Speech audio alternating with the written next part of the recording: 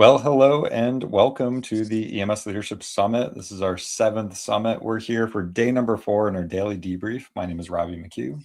I'm Lisa Girizzi. Thank you for joining us. It has been a wonderful day of presentations, and I can't believe it's already the 4th day.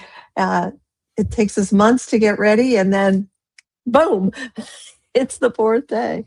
So it's exciting. We have some great speakers in the green room who will be coming out soon to answer your questions. So if you are watching us live, you are welcome to put your questions in the comments or any maybe ahas or insights that you've had from the presentations today.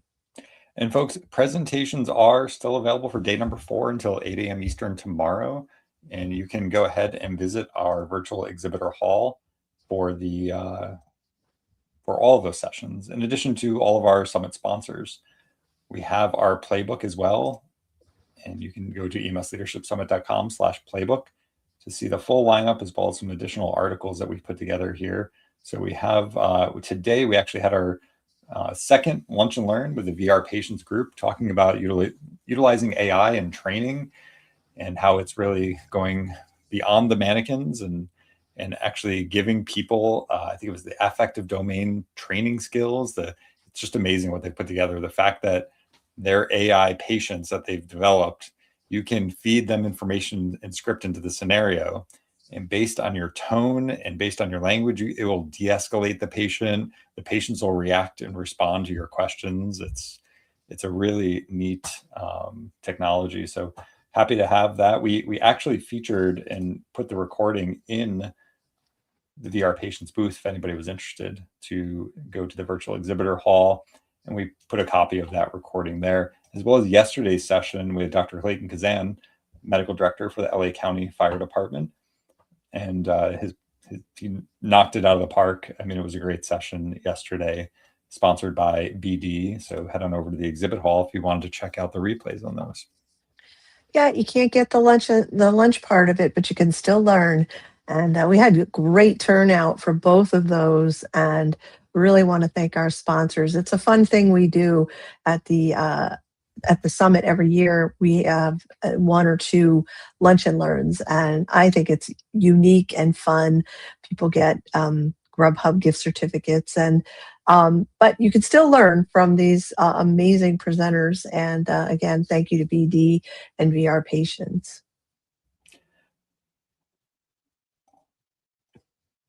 I was going to say, everyone is, if you have a free pass or if you have an all access pass, you go to booth 1 to get the presentations. You can link, all the links are there. But the other thing in our exhibitor booth are all of our sponsors who make the summit possible. So highly recommend and request that people go check out the booths. They've put a lot of effort into having some interesting and useful documents there, or access to free trials, or all kinds of fun things, just like you would find at a an in-person conference.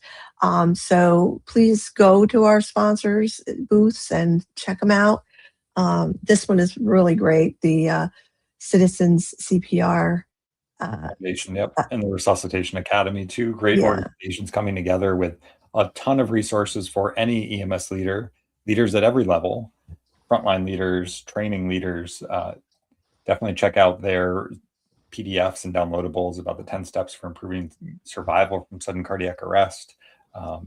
Excellent resources in here, as well as an interview we did from a prior year talking about challenging sudden death. So a lot of great, passionate advocates in that booth. And I want to shout out to Fire Rescue TV. They're live streaming us tonight. Hi, everybody.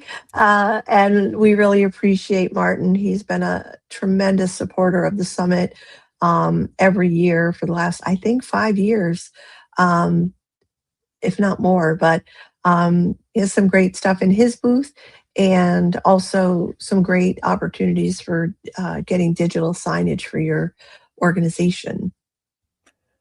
All right, so Lisa, the topic and the theme this week that we've been that have been informing many of our sessions has been around the What Paramedics Want survey results, where burnout was ranked the #1 issue. And so many of our speakers have been addressing that from both the individual level to the systems level. We've had great conversations each night with our panelists and our speakers. And tonight, we've got 2 of our speakers from today's session in the green room. Great. Let's bring them on. So we're going to bring in Mick Gunderson and Duncan McConnell. Mick, welcome to the EMS Leadership Summit, and thanks for being here live. Okay. Sure. And Duncan, it's great to see you from the future. Good Thank to you. have Yeah, you it's with still us. here. Yeah, it's happened. So there's hope for all of you yet. And There's shout out hope. to you. You've been tuning in every day in the lives and the chat. It's been great to see you there as well. So we so appreciate both of you for being here. And as Lisa said, it's often the best part of the conference is the daily debriefs and joining in on the chats. It's my favorite part. It's like a little mastermind where we all get a chance to share ideas and, open up the floor for people to ask questions and just talk about what we're passionate about. And it's hard to keep it to an hour. So far, we have not done that. Not in one night this week have we kept it to an hour. But I'd love to hear from each of you. Anything you want to start us off with around the topics of what the Paramedics Want survey meant to you, or how anything from your presentation that you want to share with folks. Duncan, how about if you start? Sure. Look, I think probably a common theme from this year's conference, and it's probably the summit, sorry, and it's probably been the same across the board in previous summits too, is the same thing's been said internationally. So you could almost copy and paste it or pick it up and place it in any location. And some of the issues, or not some, many of the issues that have been raised, sort of resident internationally in this space.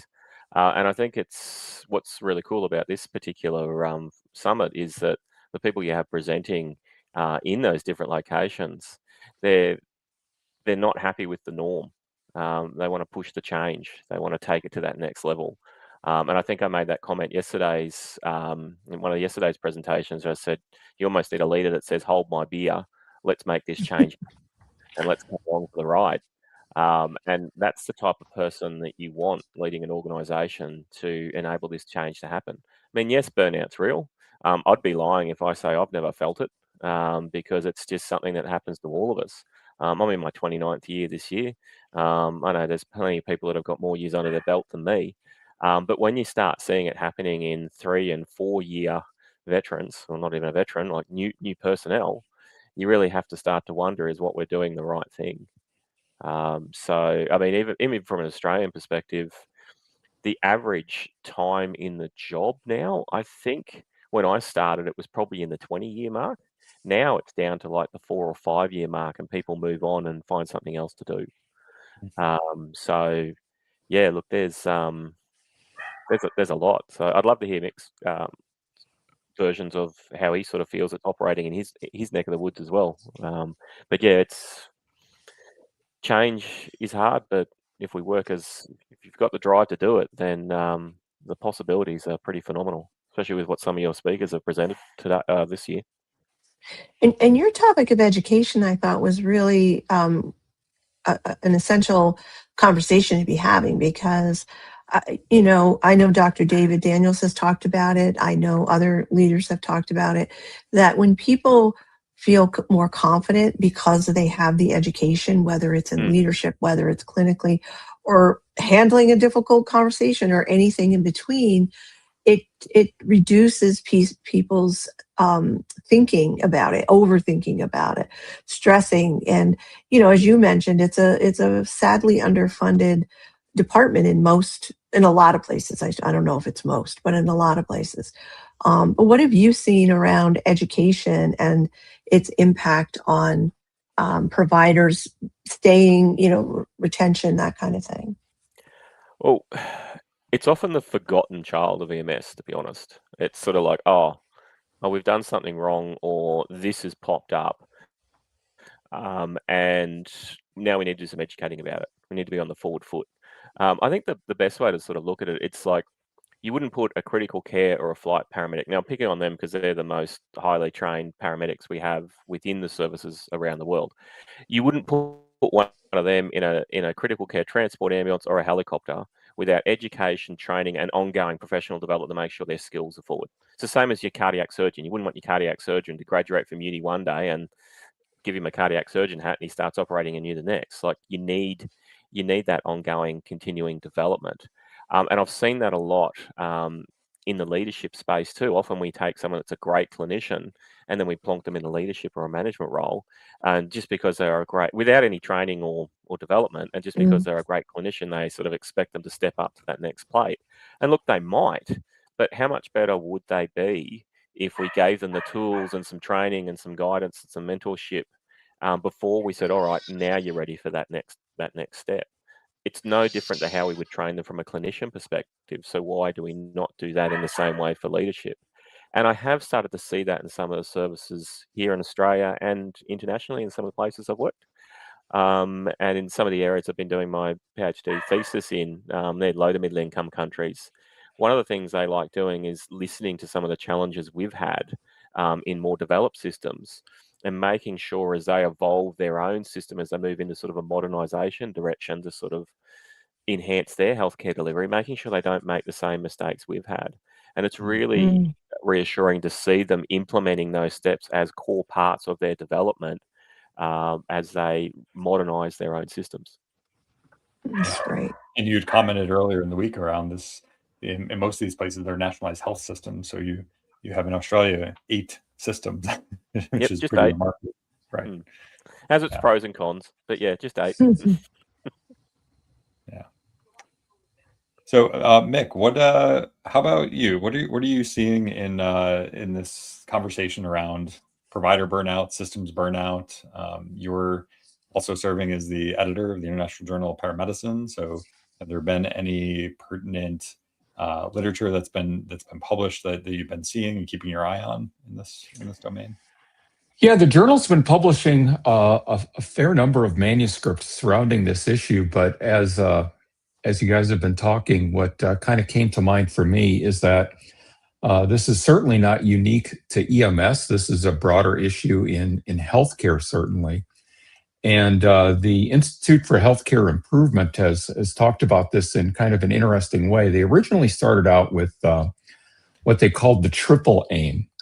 And the triple aim was about improving patient quality and outcomes. Then it went on to try to improve population health for the entire community, which kind of gets into dimensions of prevention and things of that nature. And then cost efficiency. But then they added a fourth one about provider wellness. And they really went out of their way to explain that if you don't have a good, engaged workforce that has their head on straight, et cetera, the other things just aren't going to happen, which I thought was remarkable. And people have even gone beyond that, which is what I wanted to specifically bring up, is kind of a fifth element to this, and that is having joy in the workplace. So I'd like to expand people's thinking about this because I run into a similar issue in quality. Quality is not the absence of unquality, if you will. It's not the absence of errors or mistakes. And I think the same thing can be said about employee wellness. Employee wellness is not the absence of burnout. Really what we want to get to, if you look at it from a more positive perspective, is people really enjoying their work, which I think a lot of people do. But oftentimes some of the issues in our job kind of get in the way and put up obstacles with that. Some of them are related to the environments we work in. You may go on a emotionally tragic call, terrible circumstances. We kind of see, some of the worst in humanity and, what life has to throw at us by nature of the work we do. It's often been said, we sometimes, encounter people on the worst days of their lives, and that's certainly true. But at the same time, we have the opportunity to bring real joy and hope to people's lives through our caregiver role, as opposed to a purely clinical role. It's more about just treating the disruptions in homeostasis and physical physiology, if you will. It's about a more holistic approach. Ideally, is what happened, and I think it's fair to say that that's really what happens on the majority of our calls. There's not that huge percentage of calls as you would be led to believe from television and movies about us snatching people from the jaws of death on a hourly basis or something. That's really not the case. More often, we are bringing care and reassurance and positive psychological reinforcement, but that extends to the workforce as well. And I think that's a real latent opportunity in a lot of organizations. Is instead of just trying to put Humpty Dumpty back on the wall when somebody has an emotional trauma, moral injury, however you want to frame it, what could we do proactively to bring real joy and amplify that joy in people's daily work lives? And I think that's a really intriguing possibility to get into. Mm-hmm. Yeah, I love that. And the theme of this week's summit is actually the power of leadership to build a sustainable future. And to your point, Scott Moore talked about this earlier around one of the leaders, their best tool is the idea of hope, not wishful thinking, but hope in that somebody has the willpower to make the change, and then the way power or the pathways thinking to actually get to the end of the destination. And so they can paint that vision of the future that's so magnetic, it starts to draw people in and towards it. All too often, I think we're so mired in the problems and trying to just constantly fix things that we lose the attention on the eventual future. And most of us, I think, we were handed an organization and said, good luck. Nobody slows down in our business, it feels like, to intentionally create the future that everybody really wants to be a part of. Sorry. No, go ahead. Thanks. I just wanted to say, like, some of the statistics that are in the What Paramedics Want survey are incredibly concerning, no doubt. But even that, when you think about, like, 41% report they rarely or never get 7 or more hours per day of sleep, right?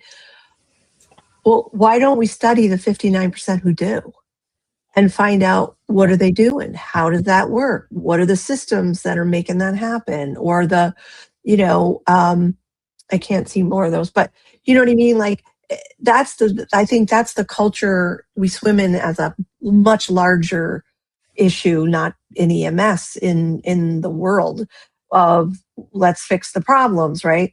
But the more you focus on it, the worse it gets, as we've seen over the last 40 years of this industry, right?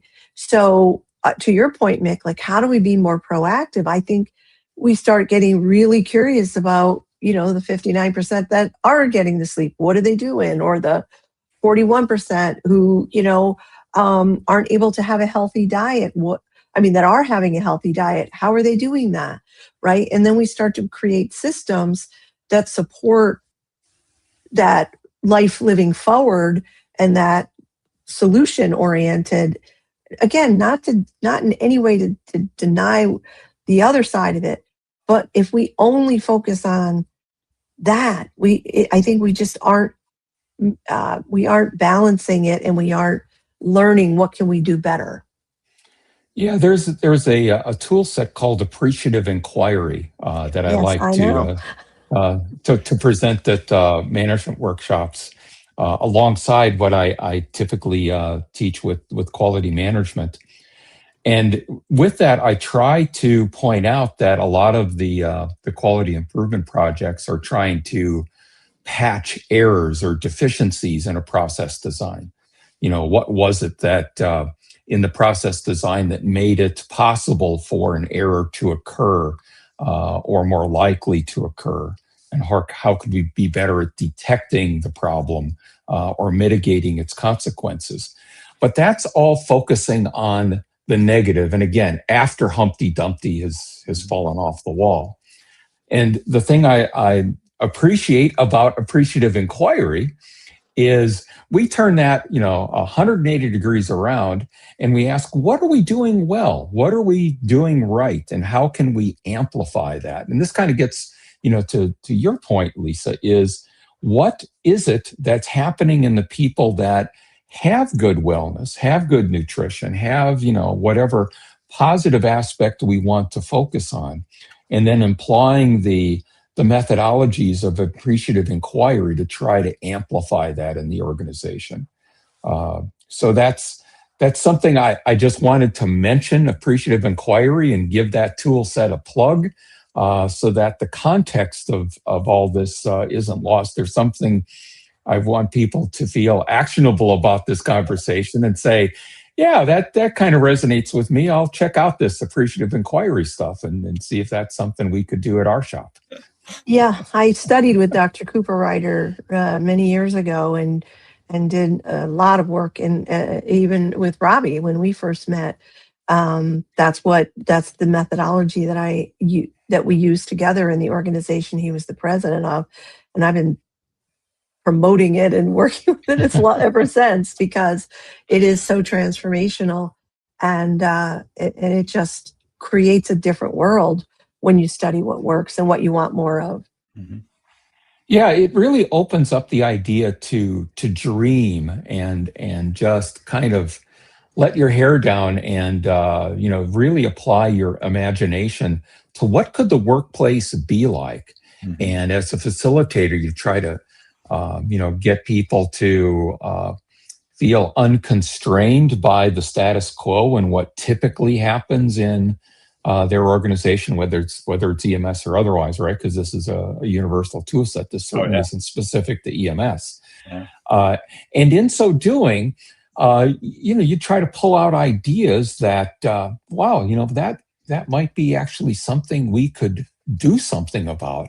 And then as Lisa, you kind of get it deeper into the process, and then you start thinking, well, with that idea, what would it really take to pull that off? Mm-hmm. And, what would be those resources? What would be those deliverables, if you will? And who would we engage to take this? And that kind of evolved into a work plan. And then you start managing the project. Here's what we want to do. Here's some timelines. Here's some deliverables. Here's what Duncan's going to do. Here's what Rob is going to do.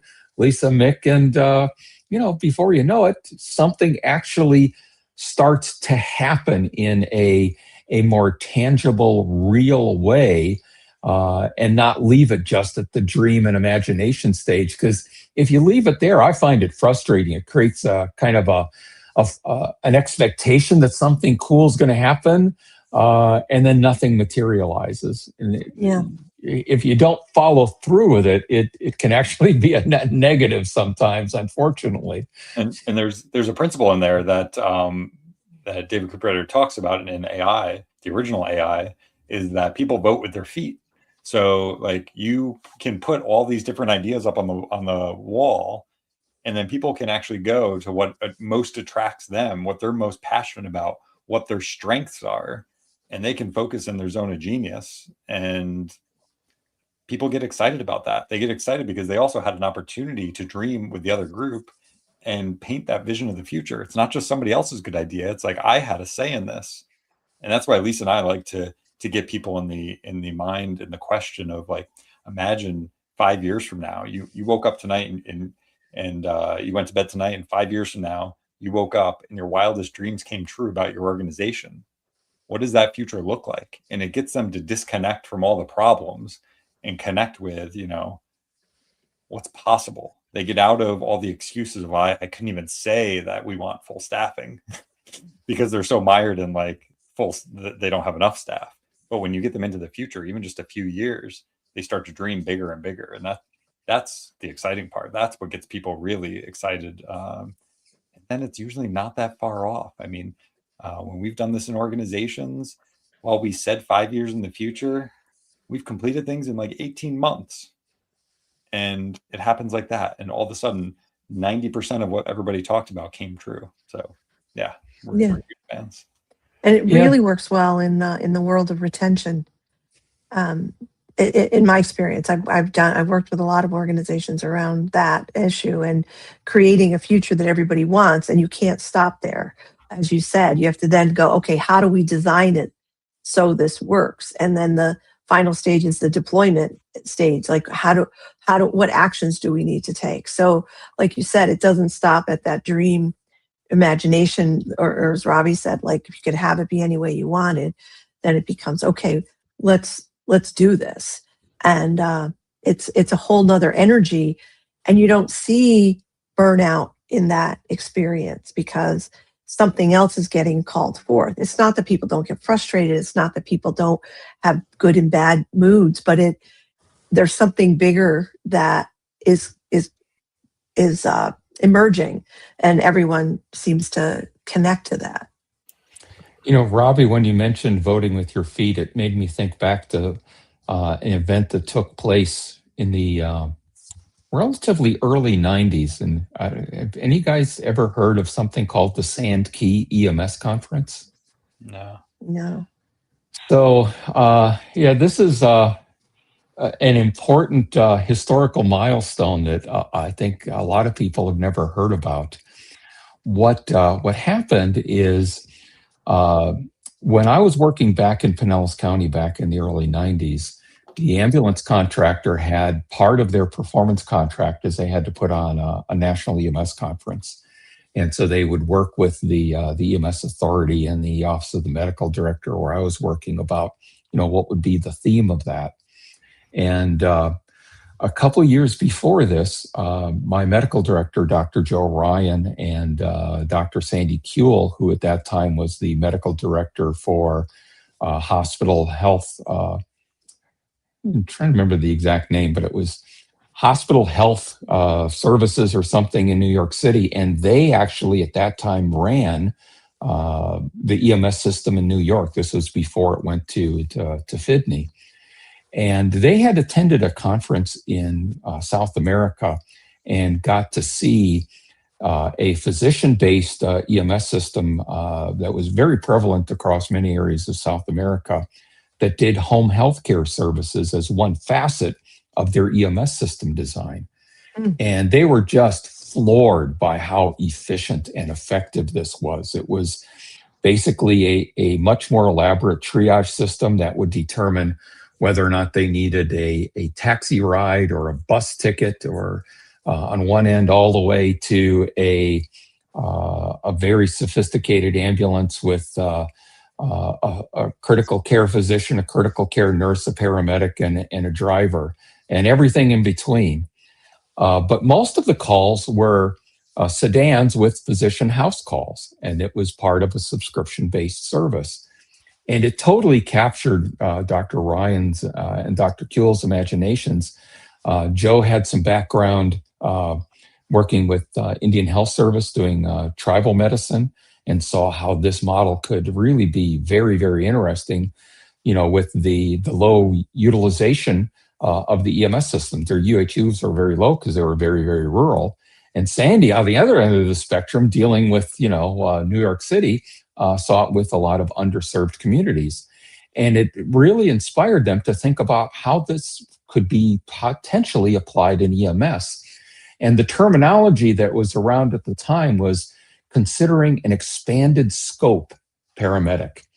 And so that's what the conference was going to be at that next year. And it was at the Sand Key in Clearwater, Florida. So they called it the Sand Key EMS Conference. And Mike Tagman was the facilitator, who does an amazing job with these sorts of things. And he had this koosh ball. And so we were all kind of sitting in this kind of theater seating around, and Mike would throw the koosh ball.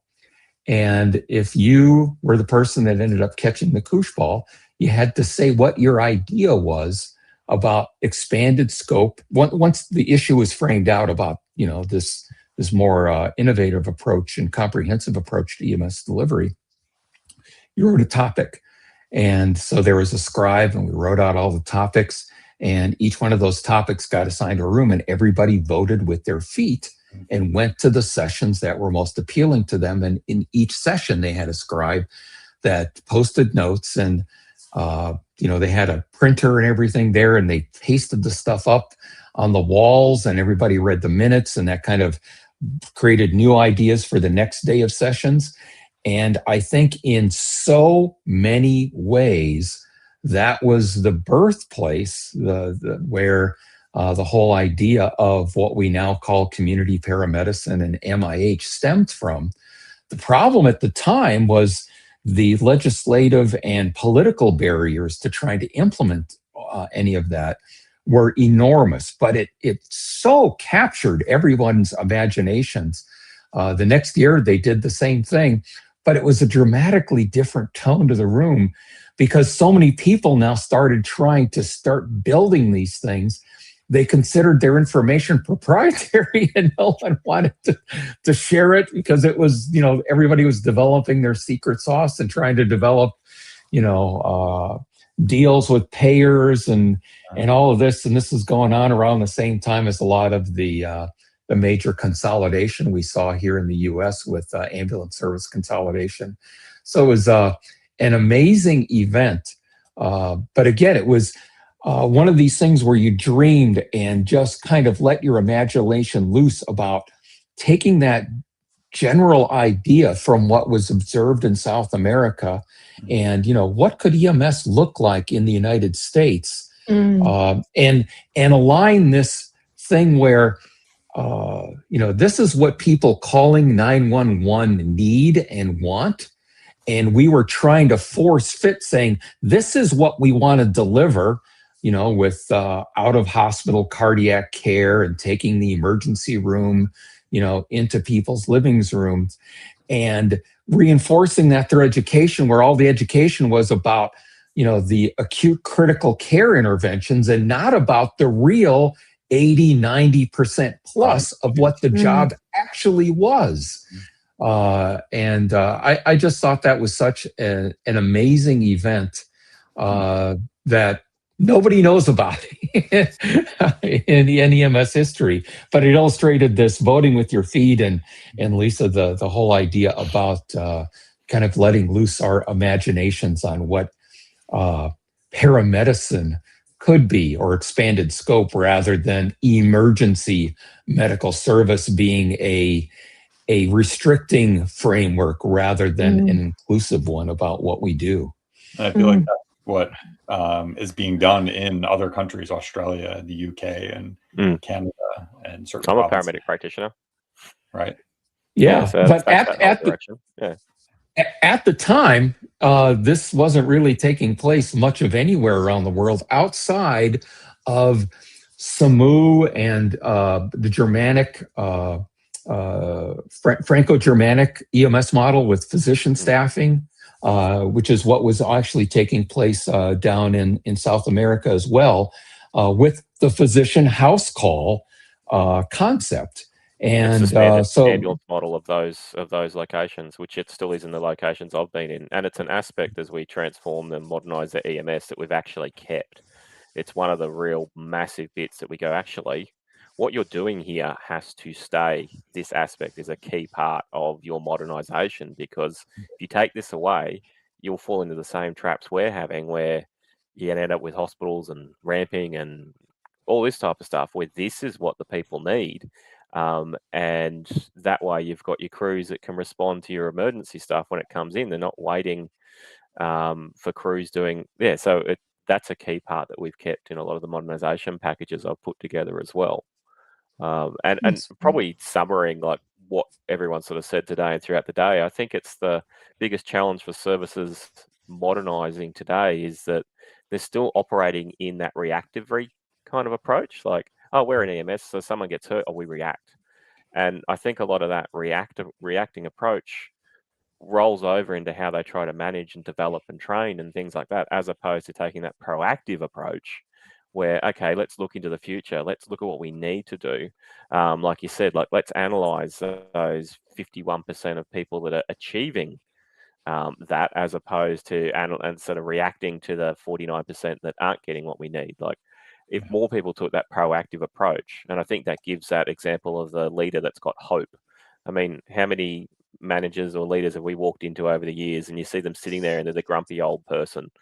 You know, what hope have we got if that's the attitude? If that's the image of where we're going towards. We're stuffed. So yeah, I think hope and working in that sort of looking forward, I think, is being more proactive as opposed to always reactive. I think services that operate in that mindset do a lot better than those that stay in that permanent reactive approach. Mhm. Yeah, and this is where I think, we have some self-inflicted wounds here, because we designed our EMS systems focused on treating emergencies when that really isn't most of the job. And then we create an expectation through our recruitment, through the training curricula, et cetera, that still focuses on the acute care medicine. And I think it creates a false expectation with people coming into the discipline that that's what they're going to be doing every day.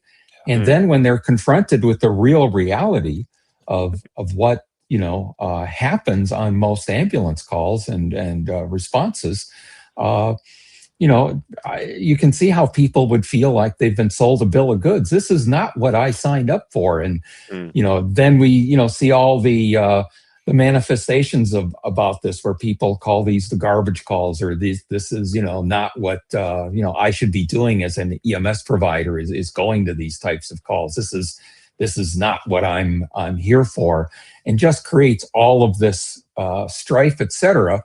That I'm going to loop it back to quality management.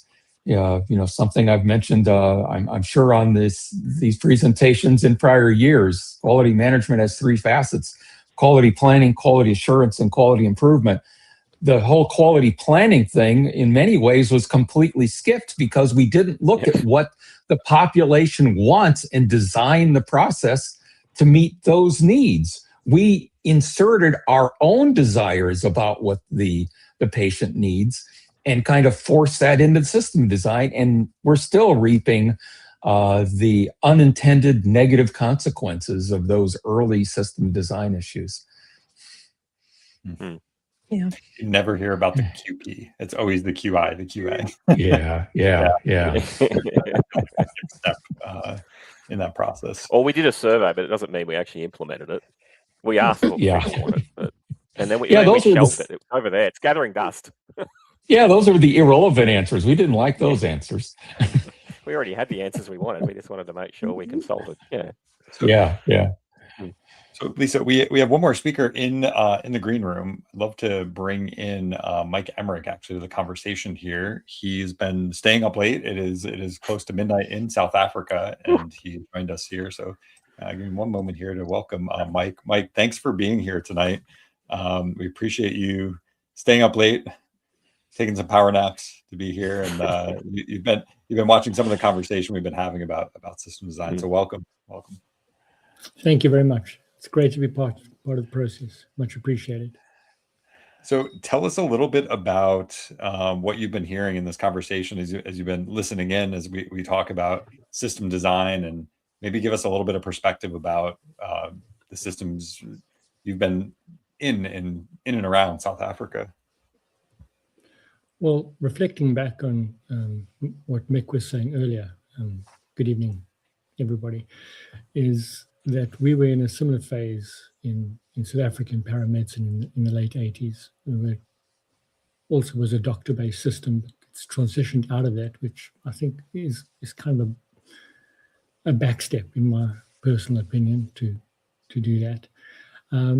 But we were focused around creating the curriculums in the late 80s, and we were leaning heavily on the input coming in from the US, the work done by the early founders, following the work of Nancy Caroline and others in that era. And then we created our own short course-based systems, which was really a 3-tiered system: basic, intermediate, and advanced life. And from the early 1990s, paramedics were already licensed as independent practitioners, working within their own scope of practice, with a slowly but expanding protocol of both pharmacology and medical applications, tools, and procedures, both invasive and non-invasive. And it grew through that. I think that the difference between, we tended to work in isolation for many reasons in that part in the late 80s, early 1990s, because of the politics of South Africa and our isolation. It made us look very inward into our own resources, and systems developed fairly fast, and scope of practice expanded very quickly, purely because of the distances and the nature of trauma that we experience in Southern Africa. But unfortunately, for many of us in those early years, the issues we're dealing with today were never, ever on the table at all. And that was one of the reasons why I left full-time practice and moved into freelance and remote work and consulting and advising, because there was just no understanding of burnout and PTSD. And for many of us also in those early years, we came from, had been trained in combat as operational battle medics. So we carried a lot of baggage into the playing field with us, which is also never really addressed or understood, because it was also like very much like Vietnam. It was a forgotten, despised war, and there was no understanding of the traumas that people carried with them into other aspects of their life and further into their profession within emergency medicine.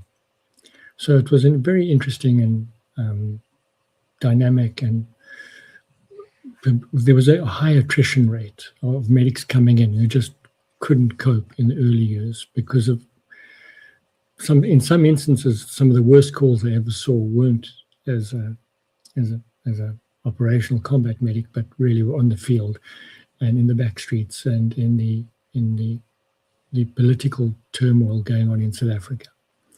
So it was a massive learning curve for many of us. The curriculum framework has evolved tremendously beyond that over the years and moved into a formal academic degreed program. But still, even to this day, very little attention and very little substance in the curriculum framework is given to dealing with the challenges of emotional fatigue.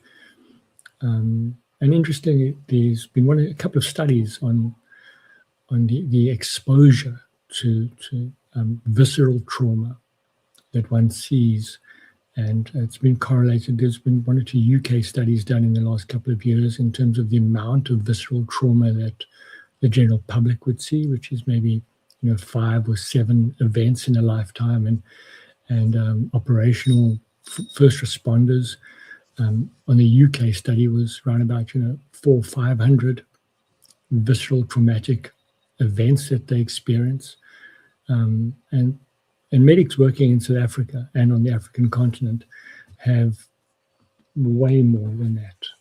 The general public on its own has even way more than that.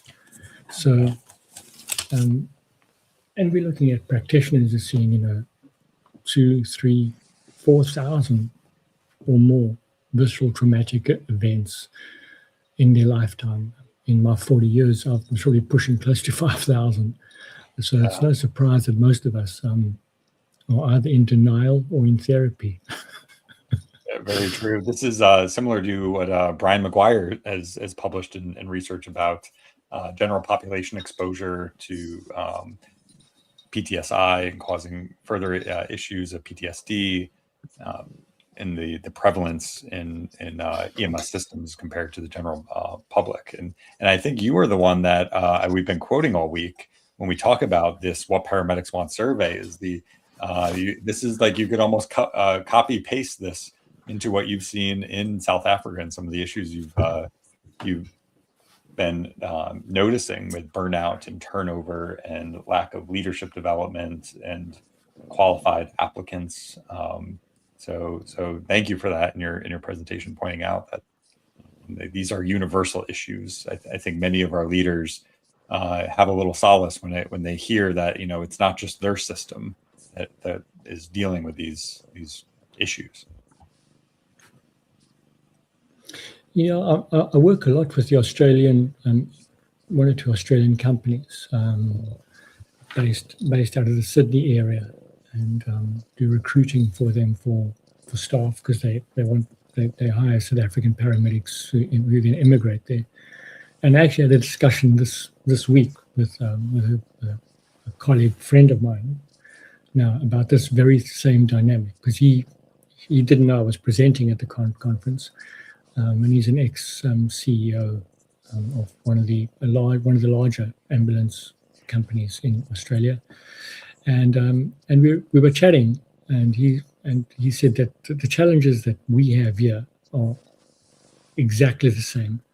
The attrition rate, and I think Duncan earlier on this evening mentioned something. The career lifespan is getting less. You know, I was chatting to my mate Peter said to me, you know, literally 3 to 5 years is the lifespan of a road paramedic in Australia, and in South Africa it's the same. Yeah. People who can stay, I don't know, let's not say can, because everybody wants to stay in the profession for long, because it's a profession we love. And we do it with passion, which is why we're drawn to it. But the structures in and around it just don't support or lend themselves to providing the support, and it's not just emotional support or PTSD support, but it's structural support. I think one of the major challenges of our profession is that we've never trying to articulate it in like a way that sounds, but we've never really treated it as an actual corporate structure that needs to be managed as a corporate structure. We love the job, we do the job, and we kind of put up with all the BS around it because we just want to do the job. Mm-hmm. And then the people who gravitate to management in most cases are not the types of people who should be managers to begin with. That is a very universal trait. Yep. I mean, in most corporate structures, the people in our industry who gravitate to manage would be managed out because they are poor managers. And merely because you're a good but they know the right person doesn't mean you're a good manager. Yeah. And we've kind of put the cart before the horse, and it's going to, and it seems to be a global challenge. I mean, I've spent some time in the US in the early 2000s, spent some time at UPenn and at Baltimore Shock Trauma and at Thomas Jefferson Memorial, and they were having the exact same challenges we're having now, and I'm sure they're still having the same challenges. Because the management that is moving upwards is just not of the culture that cares. Yeah. And I think that's the bottom line for me. Well, and I mean, that's one of the main reasons that Robbie and I started the EMS Leadership Academy 15 years ago, something like that, was because we saw, oh, this is so needed and we're going to do this. And people tell us they want leadership training. They want it in like a half hour. Like we designed, a virtual training for a 3-day training program. No, they don't want to slow down and spend 3 days. No. Right? They want it bottled up so they can just drink it and move on. Yeah. and can't you do this in an hour? Can't you? It's like, no. Would you learn how to do anything? Intubate someone in an hour? No, you go and you practice. But there's this weird. I don't know, weird is the right word, but there's this something about in EMS. I don't see this in other areas as much. In EMS, where leadership is seen as like almost like you should just be good at it, rather than a skill that needs to be developed and expanded. And we say learning leadership is a mountain with no top, right? You just got to learn to love the climb, and that is not been widely embraced, even though we'll hear from organizations all the time, we want leadership training. They don't want leadership training. They want a magic bullet. Yeah, this kind of checkbox. Yeah, cultural. This kind of reminds me of what we were talking about with the pre-summit launch conversation, where I brought up the notion of a lot of the stress with employees is what I would refer to as friendly fire. It's not so much from the clinical calls and the stress associated with that part of moral injury. I think I would posit the majority of the stress, and some of this is, I'm drawing from my own personal experiences, admittedly. More of it was about the dysfunctional management and frustrations that were brought on by the organizations, rather than the patients made it so difficult and cumbersome to work in these environments. Yeah, you're right onto that. And I've had the privilege of orientating quite a lot of South African paramedics in the late 2000s to early sort of 2010s, and they say the exact same things that you were saying, Mike. But one thing they do notice is that that difference in approach that they were looking for in South Africa that they actually have here, and they almost reinvent themselves, and they're so much happier in their practice. And from an education perspective, some of the best things I've learnt has been from some of those paramedics, from things that they've brought over with them from situations that we'd never see here where I live. I've always enjoyed. I've still got some great friends associated with it to this day. But yeah, it's everything you're saying. They have said as well, especially when you do those initial orientation training and where you're from and all that type of stuff, and you just sit back and go, wow, I can see why you've looked. This is an opportunity for yourself and your family. One of the most memorable things one of them said to me was, we did an orientation welcome dinner at a pub, and a couple of them had young kids. They were probably around the age of 3 and 5, and I asked one of them why they were sort of looking so surprised, and they said, well, I can sit here and have dinner and have a discussion with you, and I don't have to worry about someone running into this pub and trying to steal the children or trying to do something crazy that we would be always looking over our back. And it's nice to not have that feeling now, and a new appreciation of, I'm going to feel safer doing my job. And for me, that's just the way things are. So it sort of took me a step back. It's an interesting world that we live in, and as we just said before, like it's not necessarily the calls, it's how the staff are supported that leads to the biggest level of frustration. And I'm sure all of us in this room could relate to 1, 2, 3, or even more incidents where you've gone, oh my goodness, not that again. Yeah. Well, as we approach the top of the hour, I just wanted to go around and ask for maybe some final thoughts. What can people look forward to in the session? Because we still have sessions available. Your sessions are all available till 8 a.m. Eastern tomorrow. So still plenty of time for people to go watch those sessions in the lineup. Mick, can we just start with you? Yeah, I had a chance to look at the conversation you and I had, Ravi, and I was happy with it. We covered some interesting aspects about the implications of the use of AI in quality management, what some of the risks and benefits are. So I'm hoping people have some strong takeaway ideas about that and to try to implement them. I'd be really curious to get people's feedback about that.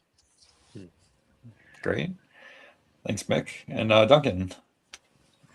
Oh, look, take a chance, listen to what someone's got to say, and see if that can lead to that sort of next sort of innovative change that'll make a difference within your organisation. And yeah, definitely looking forward to lucky number 8 next year. All right. Thank you, Duncan. And Mike, final thoughts from you. What can people look forward to in the presentation that you put together? All I would say, I think as practitioners, as leaders, as managers, as future leaders and managers, we need to lean into our soft skill. I hate to use the word soft skills, into our empathetic understanding of people around us. We need to have a greater sense of awareness, a greater sense of compassion, and a greater sense of empathy, and learn to stay grounded and hold space. I had a patient literally 7 days ago that I had to respond to in our rural EMS system here, who had been left lying alongside the road for 10 hours. And the saddest thing for me is that when I got there, I could definitely see the gentleman was not going to make it. But nobody had lent in to just be with the patient and hold space with the patient in his hours. And that's the same for our managers in EMS. They need to be that person who leans in and holds space with the people that they are leading and serving, and be with them, really, really with them, and lean into where they are. And because they've been there, they know that, but they've forgotten that, and they need to go back to why they are where they are, and lean in and lean with and be with. That's all what the medic on the ground needs. He needs to know that the person has genuinely, sincerely, who's leading them, has got their back and will stand with them and support them in every way possible. Yeah, that's so great, Mike. I appreciate you putting that session together. It sounded like a meditation when I had a chance to, when I listened to it, and certainly will be going back to it. So thank you for being here, staying up late, taking that extra espresso to stay up late with us tonight. Mike, Duncan, thanks for always for your perspective and your excitement throughout the whole week. And Mick, yes, it was a fantastic conversation we had. I so appreciate you, and I'm glad we finally had a chance to meet in person there. Yeah, about a month ago at the NEMSMA conference. So thanks for always being willing and open to being here. Thanks, everyone. Folks. Thank you. Thanks again. Bye, everyone. Thank you. Such an incredible panel, Lisa. I so appreciate them all being here, and all the different time zones that everyone's in, and sorry. And, That's okay. Just sharing their perspectives. It's so great. I know, you'd really get present to the reach that this summit has when, you have Duncan here and Mike here and, Mick here, and, the breadth of experience that they all have, and the reach that they all have, and they decided to come and be part of our summit. I mean, it's really humbling and moving. And I just want everybody out there to watch every one of these sessions because they're so good. Absolutely. And certainly our session lineup for tomorrow The people that are up on deck here.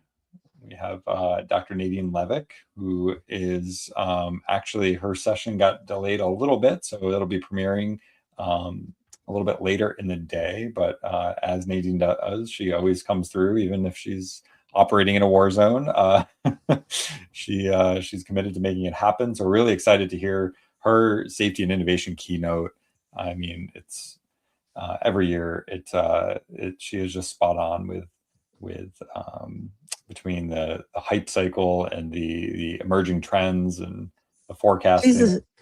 She's a showstopper. She's just awesome. So great that she joins us every year. We get a session from Eric Chase talking about how do we protect our people and as our greatest assets. Lisa, you and I keep talking and beating this drum around, organizations have equipment budgets and maintenance budgets.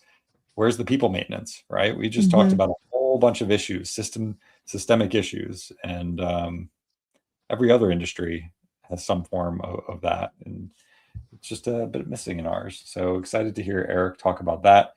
Nick Carson, phenomenal speaker, podcaster, flight paramedic, critical care paramedic, and all around great person talking about strategies and representing Mind the Front Line in that nonprofit organization. Yeah. And then we're doing a replay from Dr. Dickon Bettinger, who has been a mentor of mine and a coach of mine, actually. And he specializes as a psychologist. He's actually retired now, but he specializes in this idea of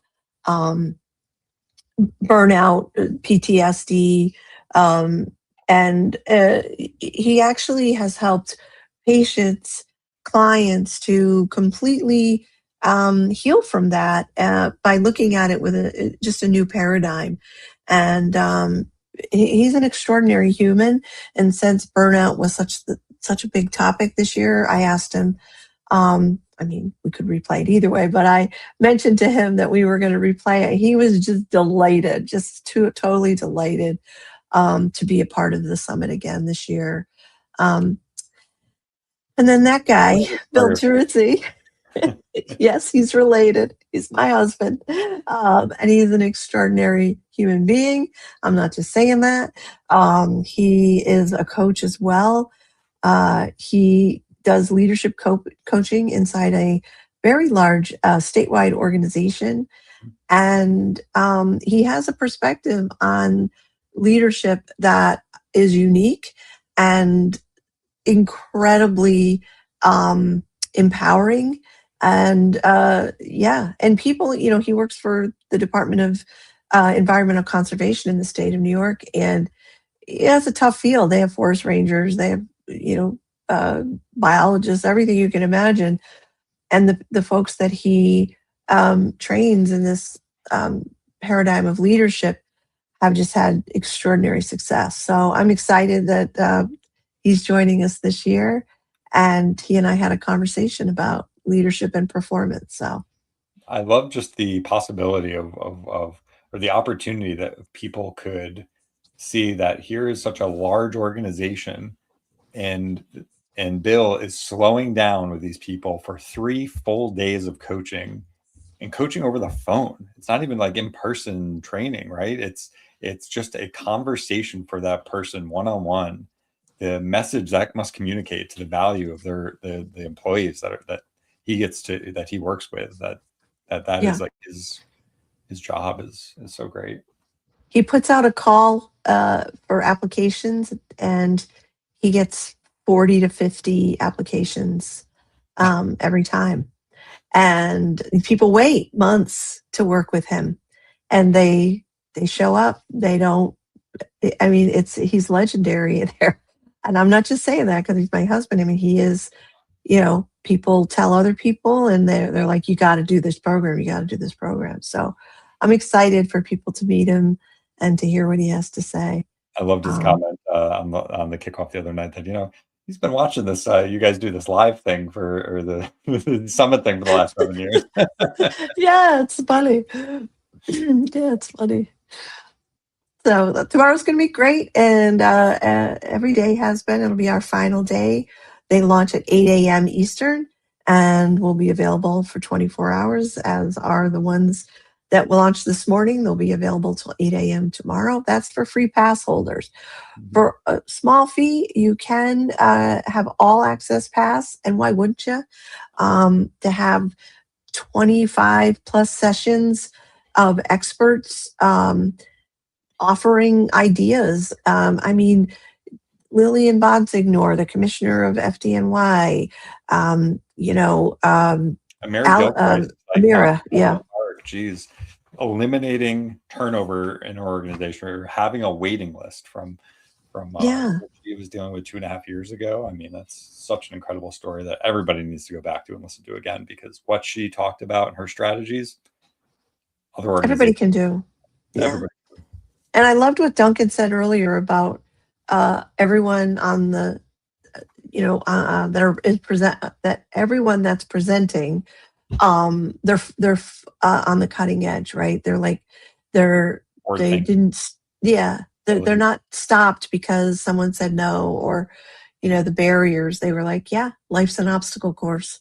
There's going to be obstacles, right? And so, yeah, I'm excited for this year's summit and the difference that hopefully it will make for people.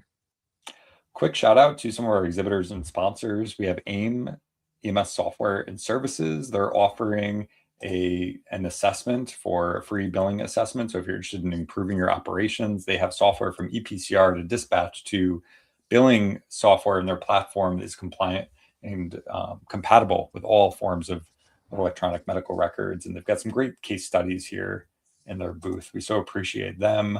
The folks at Pyxis MedBank BD for not only bringing in an amazing speaker, Dr. Clayton Kazan from the LA County Fire Department, but also offering their solutions here for automated dispensing cabinets and their solutions. We've got VR patients. Again, said at the beginning of the hour, fantastic presentation today. We've posted it right here in their virtual booth.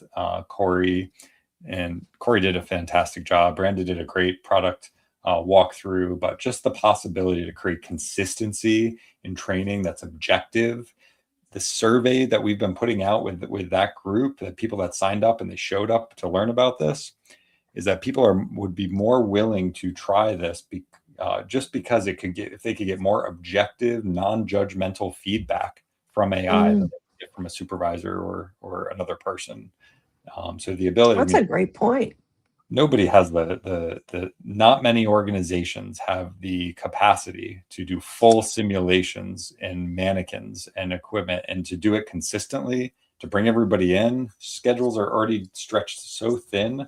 They really have a fantastic augmented reality, full virtual or just web-based simulation. And their catalog of simulations they went through today, there were so many different simulations that they were just paging through, that you can go in, that you can edit, you can take a challenging call that you were on, and what do you want the learning objective to be? And all of a sudden that patient you're talking to using their AI tool is responding in the moment. So it's so neat. How about Ninth Brain? Our buddies over at Ninth Brain, they've been a consistent sponsor, supporter of the summit. Amazing systems that they offer to just streamline, take things off your plate as a leader. It's incredible opportunity. And again, they will do a free demo with you. Terrific, fun environment. They have a really fun culture over there. They have great titles for everybody that works there. And if you're considering accreditation, or you're an organization that does accreditation, their platform is a system of multiple systems. So you can build in the reporting that would make your life a lot easier when it comes to accreditation and tracking between learning management systems, credential tracking, scheduling, workforce, all these tools and options. I mean, just look at the forms and checklists. Like, if you got that, how much easier life might be, So I highly recommend checking out Ninth Brain. And let's visit this little booth over here that we often forget about. Our EMS Leadership Academy booth. Today, this week we've been talking about all the situations we've heard over the years where people just get promoted to a position of leadership because they were the best clinician, not because they actually were given any type of training. And Lisa, you and I have been committed to this for years, over 15 years, is developing content and training that is actionable, that is insightful, right? That people can see blind spots that they may be having. That's why we put together a leadership assessment where people can just step through this in just a few minutes and talk about to get a full report of where they might have some blind spots and recommendations from our essential communication course that over 1,000 people have taken. That's short, to our announced this week, our advanced communication course, the advanced course as the next step in the curriculum, to one of our core products, where our core courses here are keeping the best. It's all about to be a good leader is to be a good coach. So incredible And library. our session launched today too. Forgot about that. We did a session today on communication and developing a mastery with it. So check that out as well. Absolutely. All right, my friend. Folks, thanks for joining in tonight. Thank you to our panelists for joining in from 3 different continents. That was pretty awesome, for their experience and their passion for the industry to be better. And check out those sessions, emsleadershipsummit.com/exhibit. And please visit our sponsors and check out the amazing things that they have to offer. Every one of the booths, if you click on it, open up, and you just might be surprised at the cool stuff that's in there. All right, folks. Again, sessions are available for day number 4 until 8 o'clock tomorrow Eastern time. And then we'll premiere our day 5 sessions as the last day to the summit. Yeah, we'll be back tomorrow night, 6 p.m. for our final session. And I do believe my husband will be here. I think Eric will be here. So it'll be another lively discussion. All right. Well, thank you, everybody, and have a good evening. Bye, everyone. Thank you.